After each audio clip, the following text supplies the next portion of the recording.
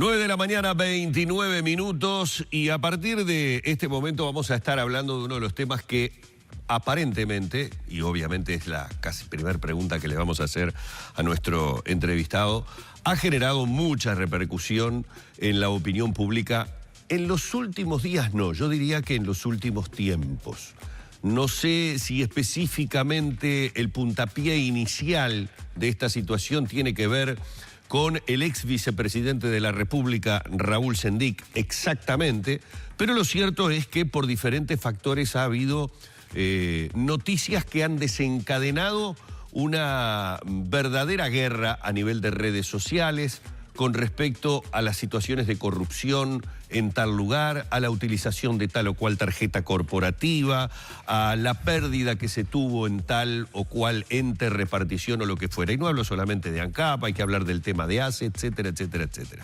El tema corrupción evidentemente siempre es tremendamente sensible. Sin embargo, en el Uruguay parecería ser que se hubiera desatado una suerte de competencia a ver quién es el más o el menos corrupto, como cada uno lo quiera ver o como cada uno lo quiera tomar. Así que es muy buena la posibilidad de dialogar con Alén Mizrahi, que es director del Grupo Radar, para saber si realmente está calando con la profundidad que nos parece a nosotros el tema, o es una cuestión a nivel epidérmica que la vemos en las redes, con debates que tal vez en muchos casos puedan llegar a ser hasta ficticios. Primero que nada, Alén, bienvenido, un placer realmente tenerte aquí en la mañana de Arriba Gente. Buenos días, muchísimas gracias por haberme invitado, el placer es mío. ¿Es virtual este debate, yo diría que por momentos hasta sangriento, que se está dando entre los ciudadanos sobre a ver quién ha sido el más o el menos corrupto, quién gastó más en un restaurante, quién se compró una camisa o quién se llevó un perfume de un free shop con una tarjeta corporativa, toda esta situación, o realmente está pegando fuerte en la opinión pública? Las redes sociales no son más que un termómetro de la opinión pública. Son un corte, siempre digo que es un corte transversal de la sociedad uruguaya, y donde cualquiera tiene una tribuna que es del mismo tamaño que la de cualquier otro. Entonces, lo que se lee en las redes sociales, teniendo en cuenta la penetración que tienen las redes sociales hoy en Uruguay, estamos hablando de que prácticamente el 70% de la población uruguaya tiene al menos una cuenta en una red social. O sea que podemos perfectamente decir que ahí hay ricos, pobres, gordos, flacos del interior de Montevideo y de obreros, patrones, grado 5 de universitario, y hay de todo. Entonces, los debates que vemos en las redes sociales, sean al nivel que sean, estén acá o estén a ras del piso, son el reflejo de la discusión que hay en la sociedad uruguaya. Entonces, no es un debate virtual. Sí, es virtual en el sentido de que es detrás de una pantalla, pero es el verdadero, muestra las verdaderas preocupaciones de la gente, y con una crudeza que es de una sinceridad absoluta, ¿no? O sea, lo que la gente escribe es lo que la gente piensa en ese momento. Racional, irracionalmente, no importa. Entonces, yo creo que hay que estar muy atentos a eso, porque es una forma de tener una especie de grupo de discusión permanente, que si uno está atento en tiempo real, es lo que está pensando la opinión pública, es la opinión pública en un determinado momento. Entonces, cuando vemos el nivel de violencia y de virulencia, algunos debates, a ver quién fue el más corrupto o el menos corrupto, y sí, nosotros sí, pero ustedes también, y nos remontamos a 20 años y a 25 años, y no importa si eso está bien, está mal, si es correcto, si es incorrecto, si se mete en la misma bolsa gasto de $28.000 y corrupciones a mucho más alto nivel. No importa, va toda la misma bolsa, pero es lo que siente Juan Pueblo, es el que siente el ciudadano, que es el que después va a poner el voto. Entonces, si la clase política no está suficientemente atenta a ese retorno de información, a ese espejo que está devolviendo la ciudadanía a través de las redes sociales, estamos en el horno. Es que muchas veces la propia clase política abona esa discusión en redes. abona esa discusión en redes y a veces a niveles bastante Bajos. Sí, coincido. A veces a niveles bastante bajos. Yo creo que en muchos casos porque muchos no son conscientes del alcance. El impacto del alcance. El impacto, exactamente. Esa es la palabra. Más que el alcance, el impacto. Claro, a eso quería llegar. A mí me da la sensación de que tribunea desde redes muchas veces por algunos políticos. Yo lo he dicho aquí a nivel casi interno y confidencial con más de uno de los actores políticos que nos han acompañado en las mañanas y me han escuchado mis compañeros decirle, están matando la gallina de los huevos de oro.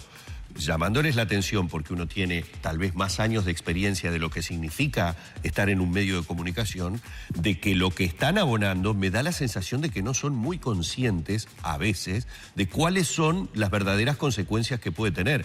Estamos viendo, creo que la punta del iceberg y no dándonos cuenta de que tal vez estamos minando el sistema político en su conjunto, porque al final de cuentas, en esta cuestión de que yo abono porque tengo esta prueba de que pasó esto en el año tal, pero yo abono con que tengo esta otra prueba, estamos todos revolcados en el mismo lodo, como dice el tango, y terminan todos manoseados. Sí, es así. Hace un rato, antes de venir, leía un tuit de Yamandu Orsi, justamente señalando eso. Decía, no recuerdo las palabras exactas, pero era algo así como... Muy inteligente. El cuidado, muchachos, estamos... embarrando la cancha y quienes van a perder es todo el sistema político, porque la reacción de la gente frente a esto, y lo vengo viendo hace varios días en las redes, tanto en Facebook como en Twitter, es que se vayan todos. Claro. Estamos llegando a lo que estábamos escuchando en Argentina hace 15 años, que se vayan todos. Mirá, acá pasa como es... A propósito del tuit, porque me parece oportuno, yo ayer lo leí también y me pareció... Es bien interesante el tuit por eso. Dice Yamandu en el tuit, ellos son peores, no ayuda a redimirnos. Y son todos iguales, es el camino a la destrucción del sistema de partidos. Cuando esto no funciona, ya sabemos lo que viene. Exacto. Estamos a tiempo, porque seguimos creciendo en la política, hagámonos responsables de lo que pasa. Porque esa actitud abona el que se vayan todos, que vimos lo que pasó en otros países, ¿no? Y tenés varios síntomas de eso. Uno es el altísimo porcentaje de no sabe, no contesta, voto en blanco, voto anulado en las encuestas de intención de voto. Puntos más, puntos menos. Algunos hablan de 25%, otros de 40%. Otros de 40%, que llama atención, son ¿no? porcentajes muy altos. No importa cuál de los dos está más cerca de la realidad. Son porcentajes altísimos. La intención de voto del Frente Amplio que sigue a 15 puntos de lo que fue la votación real del 2014, la votación del Partido Nacional que no despega. Entonces, todos se están perdiendo en esta discusión absolutamente violenta que se está dando a nivel de los votantes. Y la clase política no hace nada para apaciguar todo eso. ¿Falta un abordaje estratégico de los partidos, por lo menos en las redes sociales? Porque como que está cada uno poniendo lo que le parece, pero vemos en otros países que para bien o para mal el trabajo en las redes es estratégico, ¿no? Para construir un camino. Macri ganó segmentando Facebook, ¿no? Sí, varios han ganado segmentando. Pero el caso de Argentina fue tremendo el trabajo que hicieron. Pero en todos lados lo hacen. Hace muchos años que eso se hace. Acá no se hace. Ha cobrado notoriedad por Trump y ahora por el escándalo de Facebook. Cambridge Analytics. Sí, pero a ver, esto no es nuevo. Esto hace muchos años que se viene haciendo. ¿Pero acá se hace en Uruguay? Poco y mal. Muy poco y muy mal. Y no sé, todavía no entendí la razón. Nosotros venimos trabajando, hemos desarrollado productos con la consultora, con Grupo Radar, hace más de 5 años. Hemos presentado ponencias en Congreso de Investigación de Mercados sobre el punto. Acá en Uruguay es como si todavía estuviéramos hablando en serbo-croata antiguo. Y es increíble que no lo entiendan porque, por ejemplo, en la última campaña fue un ejemplo clarísimo. Las llamadas redes frente amplistas, por ejemplo, marcaban más la agenda y digamos, los actos de movilización que la propia organización política. A veces le digo a algunos dirigentes políticos que todavía siguen pensando en las campañas electorales de hace 20, 25 o 50 años, señores, los clubes políticos hoy se llaman influenciadores en las redes sociales. Claro. El el que antes ponía un club político en su casa, en el pueblo, no sé, en Tupambaé, el que ponía un club político en Tupambaé del partido X, hoy su club político son los 1000 seguidores de Tupambaé que tiene en Twitter o en Facebook. Ese es el club político. Entonces, si los dirigentes no toman conciencia de eso y siguen haciendo campañas electorales como antes, el primero que entienda eso y empiece a utilizarlo en el buen sentido de la palabra, en una forma inteligente, estratégica, pensada, planificada, se va a robar la cancha. Puede ser que esté un poco el concepto de que es siniestro hacerlo de esa manera, porque los ejemplos que tenemos de, ¿no?, cuando surge a la luz partidos, candidatos que a nivel internacional han trabajado de esa forma, pensamos en Trump, pensamos en el escándalo de Cambridge Analytica y Facebook, pensamos en, no sé, bueno, también está el gobierno de Argentina también involucrado en esas estrategias. Yo me pregunto, ¿en qué se diferencia eso de lo que se hacía antes o se hace hasta ahora a nivel de una campaña política? ¿Qué es lo que pretende hacer cualquier estrategia de comunicación cuando se decide vamos a centrar la comunicación sobre este mensaje para tal público, este mensaje para tal otro? Lo único que permiten ahora las redes sociales y el trabajo más matemático con las redes sociales es llevar ese mismo trabajo que se hacía antes en forma artesanal a un formato mucho más científico y mucho más con fórmulas matemáticas, por decirlo de alguna forma simple. Entonces, ¿está mal esto? ¿Es siniestro? Y asusta un poco porque tendemos a sentirnos un poco más vulnerables. Pero a ver, ¿quiénes son los culpables? Nosotros, porque explayamos toda nuestra vida en las redes sociales. Entonces, si como ciudadanos no entendemos que a partir del momento en que posteamos una foto en Facebook, aunque sea visible exclusivamente por lo que creemos, por nuestros amigos, en realidad es público. A ver, asumamos que cualquier cosa que ponemos en una red social pasa a ser del dominio público. Punto. Entonces, ¿quién es culpable? ¿El chancho o el que le rasca el lomo? ¿No? Entonces, no le echemos la culpa a quienes hacen un uso estratégico de esa información que nosotros mismos, como ciudadanos, como consumidores, desparramamos por las redes. Los culpables somos nosotros. Claro, pensar nosotros que estamos dándole las herramientas. Es un instrumento. El uso que hagamos de él depende de nosotros. Claro, y no seamos tan ingenuos de pensar que al hacer ese tipo de trabajo, de segmentar la población según perfiles y definir el mensaje según... A ver, eso es lo que ha hecho el marketing desde que existe el marketing, desde que la oferta superó la demanda. Con cualquier producto, con cualquier servicio y también con una campaña política. Entonces, ¿eso está mal? ¿Estamos manipulando, como a veces se dice, manipulando la opinión pública? Es subestimar un poco la opinión pública, ¿no? Capaz que sí, es un poco decirle lo que quiere oír, pero es lo que quiere oír. Entonces, ¿está mal eso? Yo me divertía mucho cuando antes de que entrara McDonald's en Uruguay, que se decía, McDonald's no puede tener éxito en Uruguay porque en el país del chivito y del pancho, ¿quién va a querer comer una hamburguesa? Y nadie entendía en ese momento que lo que vende McDonald's no es una hamburguesa. La hamburguesa es el envoltorio del producto que vende McDonald's. Claro. McDonald's te vende una cantidad de otras cosas, el pelotero para los niños, la hamburguesa que siempre igual en cualquier parte del mundo, siempre va a tener el mismo sabor, siempre va a tener cambio la cajera, etcétera, etcétera. La hamburguesa es el envoltorio.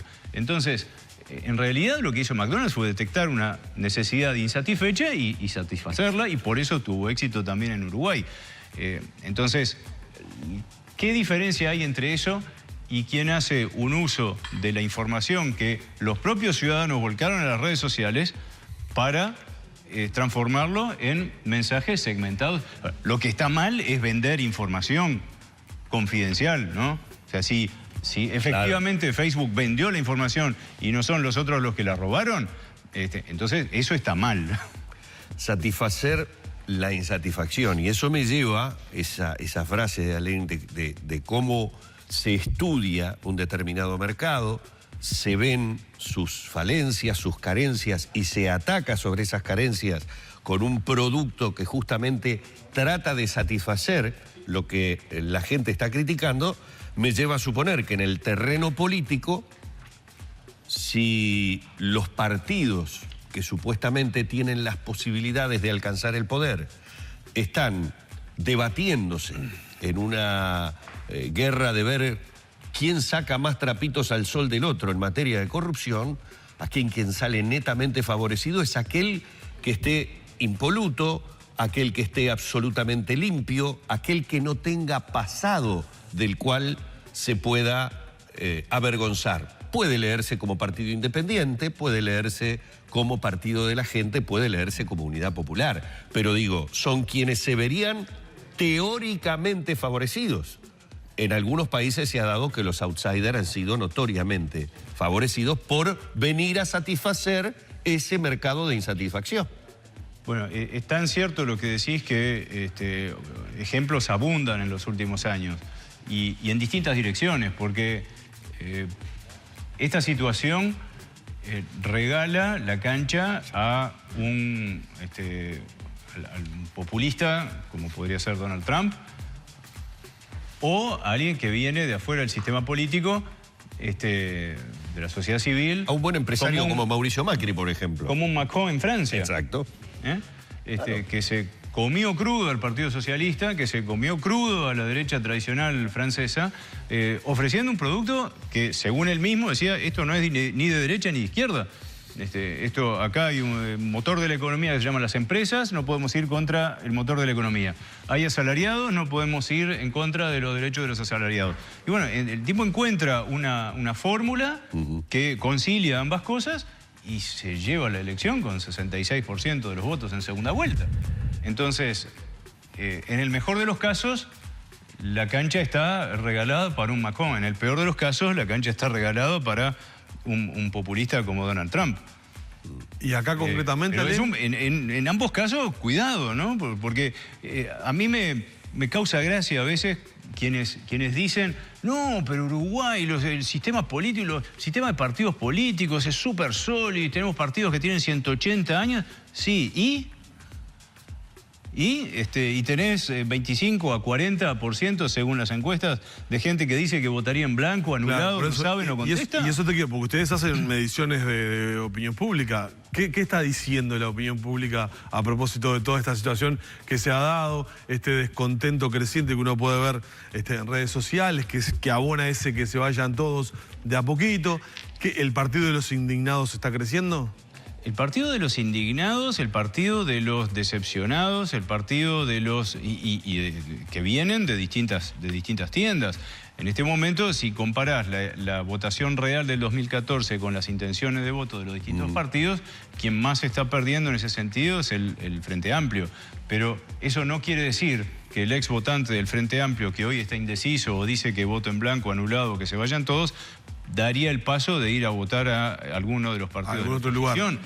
Eso hay porque al mismo tiempo que te dicen, no, yo no quiero votar hoy no quiero votar al Frente Amplio, te dicen que jamás votaría ni al Partido Nacional ni al Partido Colorado. Entonces, también habría que analizar un poco si es el desgaste natural de gobernar o si tiene que ver con estos sucesos de acusaciones y de hechos concretos.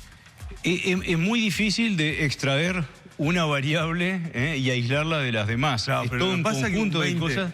Pensando un 20, un 25% de en blanco anulado, es un partido político. Por supuesto que es un caudal electoral de un partido político. Ahora, es un partido político que hoy podría llegar a ganar las elecciones si tuviera un candidato. Entonces, hay un espacio que no es tan... Hay una necesidad insatisfecha hoy que no está siendo satisfecha por ninguno de los partidos. Como partido, o sea, el producto partido político está muy desacreditado en Uruguay. ¿Un partido de la gente podría llegar a satisfacer esas necesidades, hacer una comunicación por ese lado? Podría, pero no lo está logrando. Está empatando igual con el Partido Independiente, ¿no? Que son porcentajes bajos, pero por lo menos en el último... A ver, potencialmente podría satisfacer esa necesidad. Lo que estamos viendo en los hechos es que no consigue votos de los desencantados del Frente Amplio. Y hablas con los ex votantes del Frente Amplio y son pocos los que te dicen que votarían al partido de la gente. Entonces, es un panorama realmente... Y lo que más me preocupa es que cuando comparás, cuando haces una encuesta y preguntás intención de voto por partido, y mostrás la lista de los partidos, y por otro lado, haces diferentes simulaciones con nombres de candidatos, el porcentaje de no sabe, no contesta, voto en blanco anulado baja. ¿Qué quiere decir eso? Que el producto partido político está desacreditado, que cuando les pones nombres y apellidos... Va a ser determinante los candidatos. Por supuesto. Se votan candidatos y no partidos políticos. Por supuesto. Y eso es lo grave para el sistema de partidos políticos y para quienes dicen que no, es imposible que en Uruguay, partidos de 180 años, mismo el Frente Amplio, que ya tiene, ¿cuánto? Sí, casi 50. No, o sea, aquello de yo soy colorado, yo soy blanco o yo soy Frente Amplista, está entrando en desuso. Esto está quedando en desuso. ¿Y eso no habla de un deterioro del sistema político, el sistema electoral de nuestro país? Siempre se decía que no, que la solidez de los partidos políticos y no el personalismo, digamos, hablaba de la buena calidad democrática del Uruguay. Esto no es una muestra. A ver, estamos siguiendo el camino que está siguiendo todo el mundo. A ver, no somos ajenos a la realidad del mundo occidental. Eso de que Uruguay es diferente, no. Uruguay no es diferente. En la era de la globalización no somos diferentes del resto del mundo. Entonces, sí, hay un deterioro de la imagen de los partidos políticos, en general, del producto partido, no del partido X, Y, Z, T, no, del producto partido político. Hay un deterioro de la imagen de lo político, los políticos, los partidos políticos, y el riesgo de eso, insisto, es que la opinión pública se vuelque masivamente hacia que se vayan todos. O sea, estamos hablando de un deterioro de la democracia, entonces... No sería tan radical, ¿no? Porque la democracia es un poquito más que los partidos políticos. Yo creo que el mayor temor que tengo yo personalmente es que se deteriore la imagen del sistema republicano. Mi mayor temor es el desgaste del sistema republicano. O sea, que la gente, que la opinión pública pase a descreer del sistema republicano de gobierno. Yo recuerdo hace no mucho tiempo atrás, pero cuando más o menos ingresaba a los medios masivos de comunicación, había un pudor enorme, por ejemplo, en decir el sueldo que tenía un determinado legislador, fuera diputado, senador, o un presidente de un ente, o un integrante de un directorio. Ese pudor tenía que ver con el hecho de que, si bien todos sabíamos que el sueldo era alto, el decirlo públicamente, el hablar de lo que podían ser los gastos, lo que se gasta en combustible, los automóviles oficiales, etcétera, etcétera, podía de alguna manera ser mal utilizado. Existía ese pudor. Yo creo que esa barrera se ha roto hace rato largo y que hasta se malutiliza ese tipo de información para generar antipatías. No hay nada más antipático que yo dijera en este momento cuánto gano por mes, para conseguir que mucha gente dejara de mirar este canal, porque es una reacción que se da naturalmente cuando el que tengo enfrente gana el doble, el triple, el cuádruple o a veces 50 veces más de lo que gano yo. Eso se ha roto. Creo que es en lo que más cuidado hay que tener y tal vez hacia eso apunte el tuit de Orsi. Me parece que va en esa línea de decir, sabemos que hay cosas que desde el punto de vista del pudor que se debe tener, no se deben decir, no se deben hacer. Lo estamos haciendo y lo estamos diciendo. La ley de acceso a la información pública está bárbara. Cuidado con el uso que se hace de ella, ¿no? Exacto. Porque titular de un medio nacional de prensa, Caloya gastó $28.000 con las tarjetas corporativas. ¡Oh, $28.000 con las tarjetas! $28.000 con las tarjetas corporativas para un director, para un presidente de un banco, del principal banco en 8 años. En cenas, como dijo uno en Twitter, ¿qué querés que coma? ¿Chivitos? Porque publicaron hasta el menú de lo que había comido en Rara Avis o no me acuerdo qué otro restaurante con otros directivos de bancos.